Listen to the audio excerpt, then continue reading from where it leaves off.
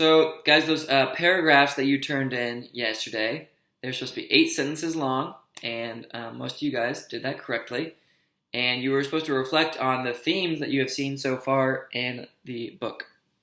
And I didn't tell you what the themes were, but you were supposed to, try and find some themes and then talk about the evidence of those themes. So a lot of you guys obviously talked about racism, which is a theme, but I don't think we should limit ourselves to saying racism is the only theme of the book, because racism is actually a subset of a larger theme, which is stereotypes and prejudice, right?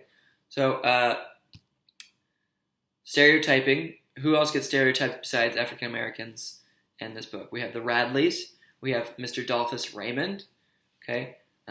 We have basically the Cunninghams, the Ewells. Everybody in the town has a stereotype, essentially. The only person who doesn't really have stereotype of people, who's learning stereotypes now, is Dill. Maturity is another theme, very important theme, and we're learning about essentially what it means to be mature. Jim is going through a lot of that, and Atticus shows him along the way in different ways.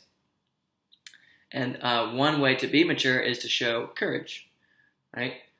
So courage doesn't necessarily mean fighting with your fists like Scout does all the time. Courage, as Atticus points out, is something like Mrs. Dubose trying to fight off her morphine addiction all the way to the end. Courage is not, touching the Radley house. Courage is basically tearing down your stereotype of what you see the Radleys as and treating them as a real person.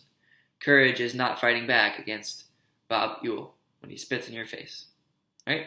So those are the themes we've discussed so far that I think have kind of manifested themselves in the book.